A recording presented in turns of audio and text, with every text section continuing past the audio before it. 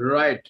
So good evening, everybody. We have two special gentlemen out here, Trevor Owens and Louise Ivan. And Trevor is an entrepreneur, author, and investor in early stage startups. And he's currently the managing partner at Stacks Accelerator, where he invests his time in building some really intelligent teams who are working on Web3 startups on Bitcoin with the Stacks, right? And we have Louise, who is the growth lead at the Stacks Foundation, and who's playing a key role in both the community and token growth. So welcome to the WazirX, community, both of you. And I think there's a lot to ask. And before I begin, I think probably to our audience, I would like them that we will only take all the sensible questions here and nothing on price predictions. And we will bar them. And which perhaps, yeah, and so the first question which I have is like for somebody who's interested in the crypto and blockchain space, I mean, what is STX and what is STX Accelerator and the Stacks Foundation? So I would say probably Trevor, can you go ahead with what is the STX and the accelerator? Sure. So STX, the Stacks blockchain, is really, in my opinion, the first mature blockchain that allows a developer-friendly and powerful experience when it comes to building smart contracts, decentralized apps, DeFi, NFTs, anything you can imagine on top of the Bitcoin network, giving you access to the entire treasure trove of capital in the Bitcoin industry or Bitcoin market of all those users, and also the users on Bitcoin. So it's opening up an entire blue ocean, a green space of opportunity for new startups and introducing competitive advantages for startups, because until now it's been super difficult to build on Bitcoin, and Stacks is the first to make it easy for developers. And it makes it easy not just for building on top of Bitcoin, but also interacting with Bitcoin, which is super difficult to do on any other blockchain. Right. And what is STX? I mean, you've tried explaining the accelerator. I mean, would you like to kind of guide the audience? Yes, sure. So the accelerator, we are a investment fund where we look for outstanding teams who are mission aligned with building on Bitcoin, and then we invest in them on very generous terms. We have a network of over 100 mentors. We have access to hundreds of investors in the crypto space. And what we do is we accelerate these companies. So in the span of 3 months, they come to us and they have a high potential team, but maybe they don't have everything figured out. They don't have a pitch. They haven't raised any funding. And by the end of that 3 months, they have gone through the gauntlet. They have gone through, the Rocky Balboa fight, and they've trained and they've worked really hard, and they've gone further in 3 months than they could go on their own through us introducing them to our network of mentors and coaching, and us just lining up meetings within different investors for them. Right. Well, thanks, Trevor, for kind of answering this. Well, I pass on this question to Louis. So, Louis, what is Stacks Foundation? I mean, can you just brief our audience about it? Yeah, so in a nutshell, Stacks Foundation wants to make experimentation easier on the Stacks blockchain and Bitcoin. So if you're like an entrepreneur, a builder, a researcher, or a person who likes governance in general, we want to make it easier for you to actually contribute on top of the network. And not just that, we also have various programs such as like our chapters program if you're into community building. So those are the things that we actually fund at the foundation.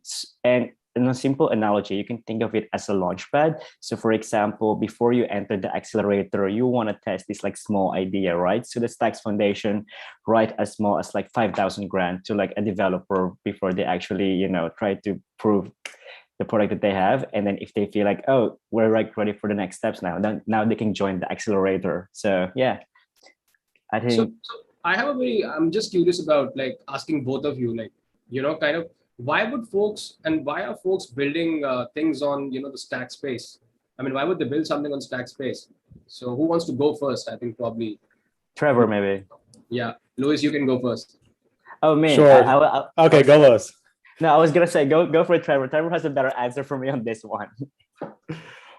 So, I mean, the biggest reason is because it's just a blue ocean when it comes to Bitcoin. There's no decentralized apps. There's no smart contracts. It's extremely difficult, and Stacks makes it easy. And I think the second reason is because people honestly have a lot of concerns when it comes to the other blockchains out there. If you look at Ethereum, for example, it's having difficulty scaling, and the gas fees are very expensive, and it's becoming, not the best place to build. And the alternatives, when you look at the alternatives, most of the alternatives are proof of stake, including what Ethereum is moving towards. And people have a lot of issues with proof of stake because it essentially makes things more centralized. It's not as decentralized as proof of work, which Bitcoin is based on. And it gives more power to the wealthiest people in the blockchain. So because proof of stake is one token equals one vote, it's not anyone can run a node and everyone has equal say. If you're running, a node, like one vote per node, it's like whoever has the most Ethereum makes the decisions, which is great if you are the founders of Ethereum. But for everyone else, a lot of developers, that makes them uncomfortable, especially if they are very principled when it comes to decentralization. And so Bitcoin is the ultimate, most decentralized. It's leaderless. There's no Satoshi Nakamoto. Where is he? He's gone. We don't know where he is. It's running on its own. It's going to be here for the long term, and it's not going to change. And that makes it perfect for a settlement layer for recording the central source of truth. Every block on Stacks is recorded on the Bitcoin blockchain. So the history of Stacks is recorded there.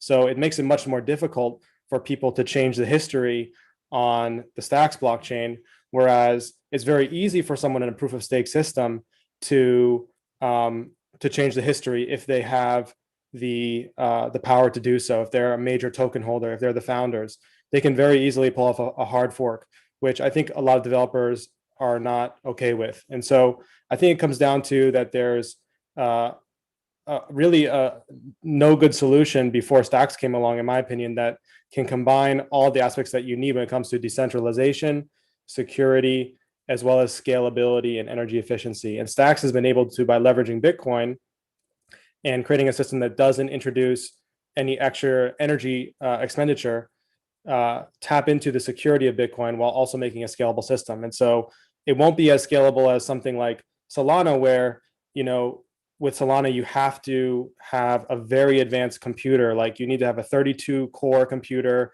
and you need to have a 1 gigabit per second connection, and you need to have 256 gigabytes of RAM in order to run a Solana node. That's not very decentralized, but it's very high performance, and that has its place.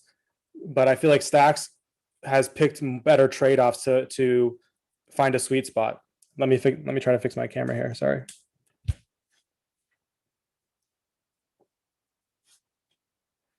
Oh, and Archid, I can't hear you.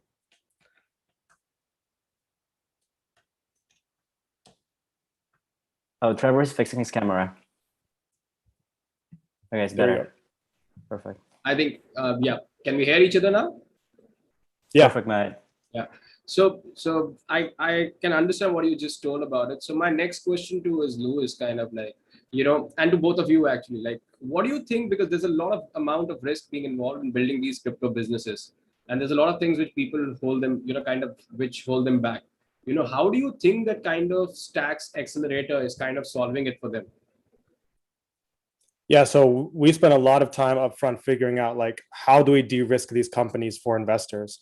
And we came up with like a 6-point checklist of all of the aspects that we go through. And that's what comes down to, of course, just the business, making sure that the startup is solving a problem for real customers, making sure that the use case on blockchain makes sense. Not every business needs to use blockchain. Okay. Actually, blockchain is very difficult, especially right now. So you need to have a very good use case for why blockchain makes more sense than a centralized server. And so when we evaluate the companies, a lot of it's about selection. And then once they come into the accelerator, it comes down to, is our tech good? And the benefit of the thing that makes my life really easy is that the tech from Stacks is really, really good. There's 6 decentralized systems PhDs who have been constructing the architecture for this, and they've been working on it since 2013, almost a decade. And by the way, I knew the founders back in 2013. So I've been watching them for a long time, seeing how smart they were in each step of the way. And then it comes down to introducing them in the community. So the Stacks Accelerator fits into a position, just like the foundation is really the center of the community. We're as close as we can get to the foundation. I'm piggybacking right on Lewis's back, and riding on the community and participating in the community. Of course, adding value is key. And so through the community, we can introduce our companies to whoever they need in terms of whatever challenges they're facing. And that's what really how we add a lot of value as Stacks Accelerator is that network approach. We have a massive network to attract talent, to attract developers, mentors, and investors to our companies. All right. Right. Since I think I'm not being talking to Louis now, I think my next question is to Louis. Louis, how do you see the future for the Stacks Foundation? And tell us I think the most amazing things about the Stacks Foundation.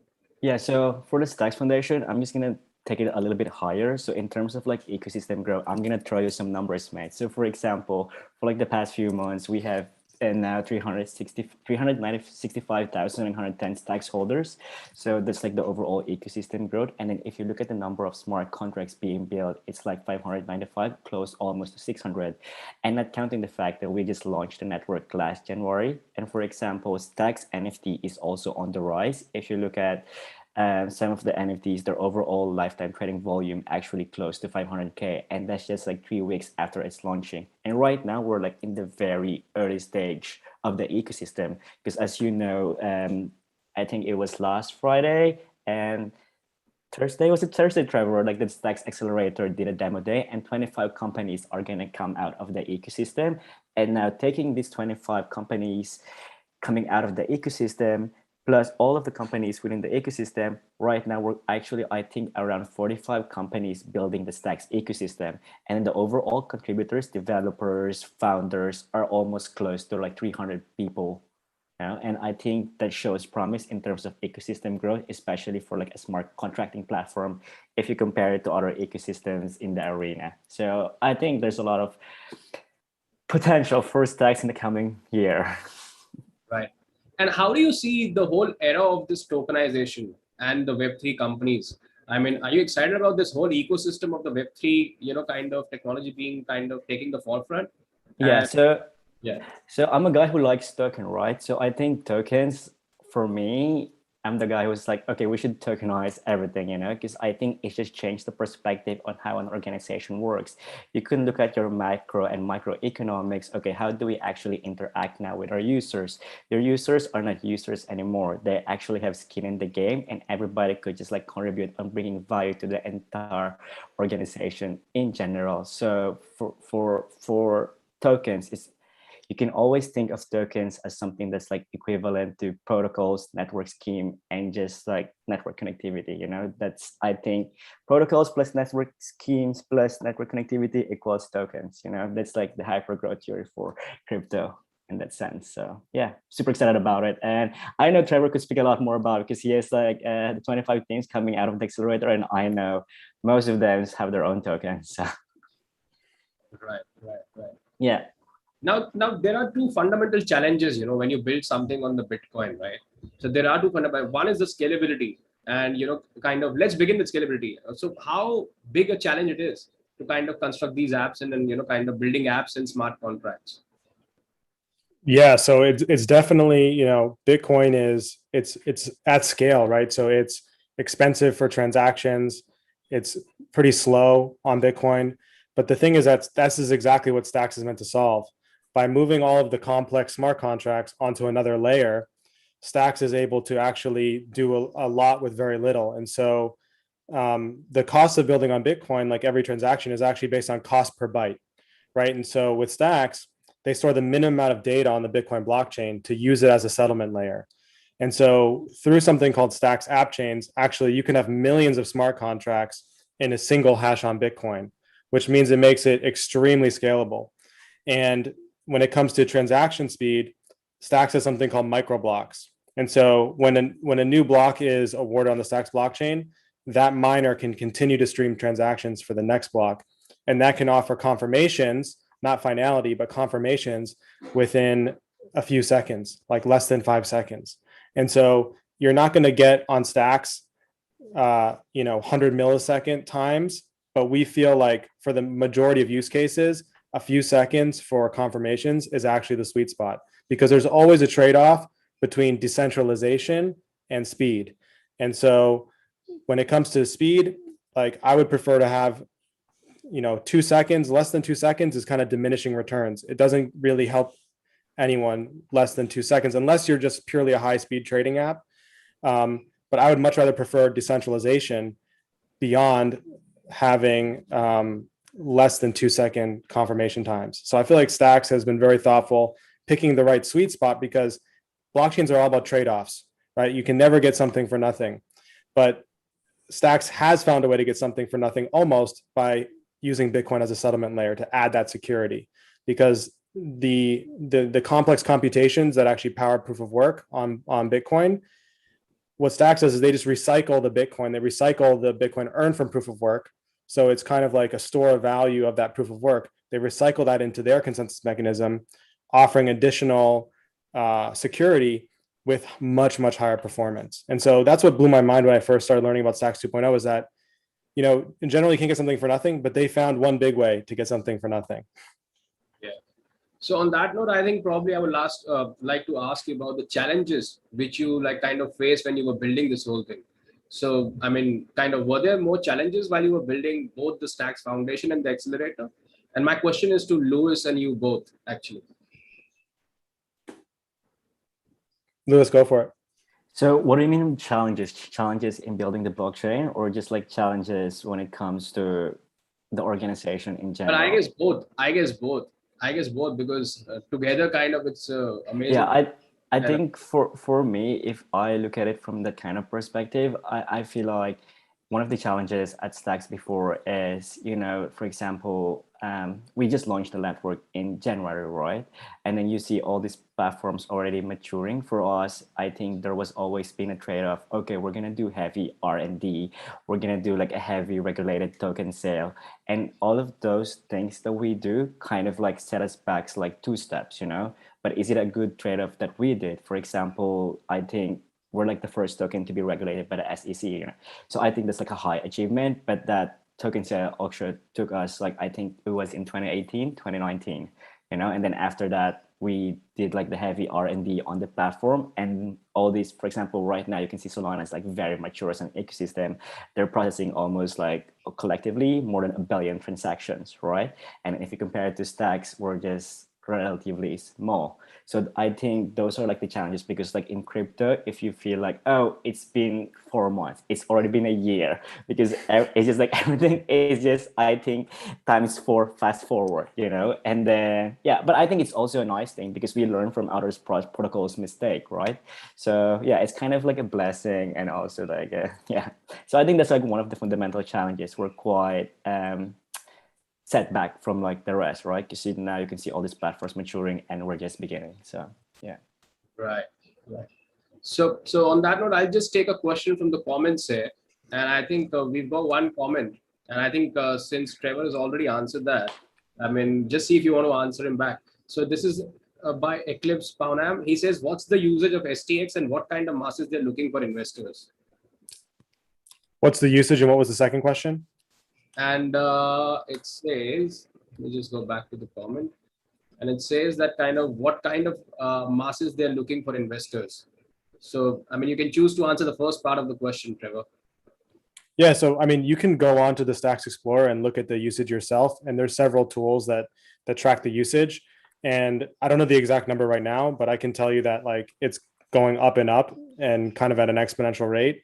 It's still very early, of course. It only launched at the beginning of January, and you know, a lot of the startups that we've invested in have just started building on Stacks like in May, and so it takes like a few months to build a solid app, right? And also to go through auditing of your smart contracts also takes a lot of time.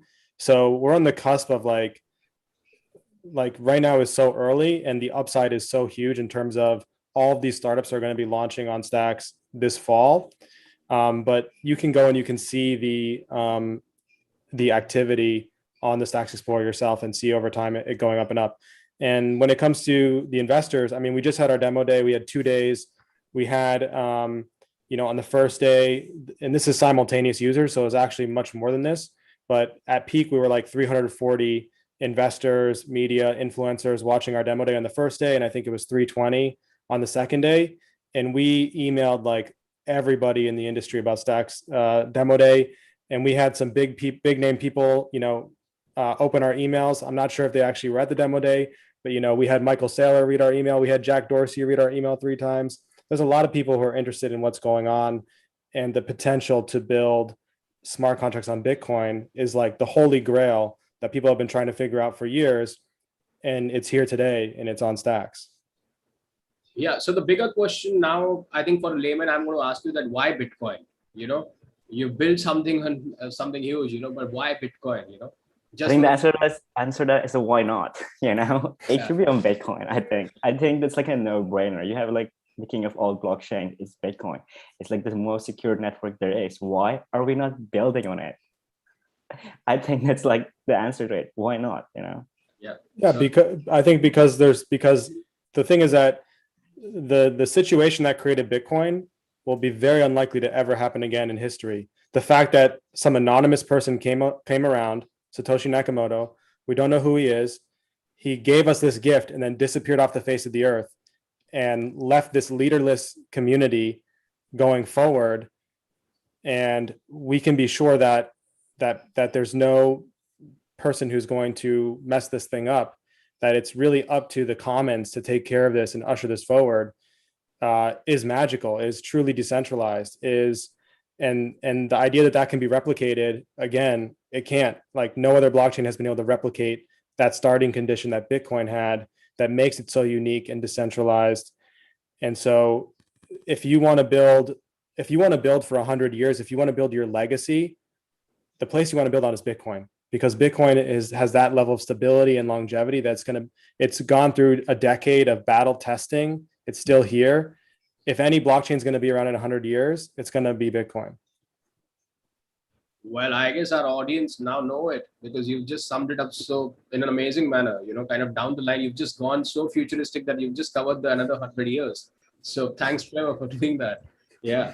So the other question is that is there something new that you want to reveal about Stacks?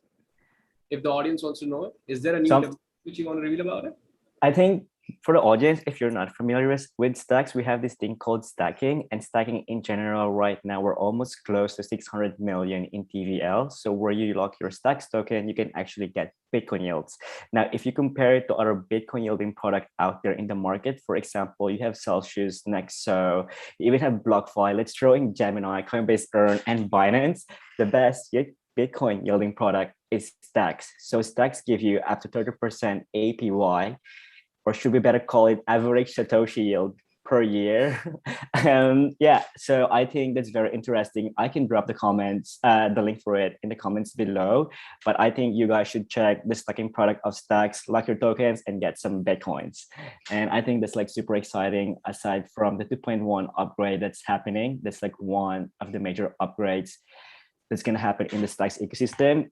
Jude Nelson, one of the core engineers, he called it like the ultra super mega upgrade on Stacks is going to happen soon.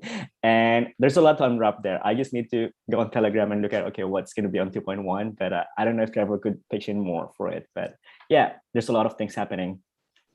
Yeah, I would say don't take my word for how awesome Stacks is. Go to Stacks Accelerator Twitter handle. It's at Stacks Startups, and the pinned tweet is the videos from our demo day, and watch the 25 startups from our demo day, their pitches, and then make your own decision about if you think awesome things are happening on Stacks. I guarantee you're going to like what you see. Yeah. Just the last part, where all, people can go and find some information on the Stacks Accelerator and the Foundation both. Yeah, so our website is stacks.ac, and you can go there. You can sign up for our newsletter. You can get informed about when our next application process is to apply.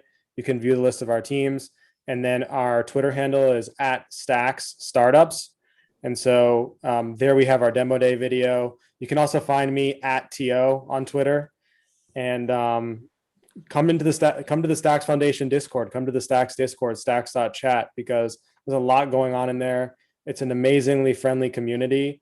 I think if you come into it and you start meeting people, you're going to get sucked in. You're not going to want to leave. It's like the best party you've ever been to. And so that's where I'd recommend.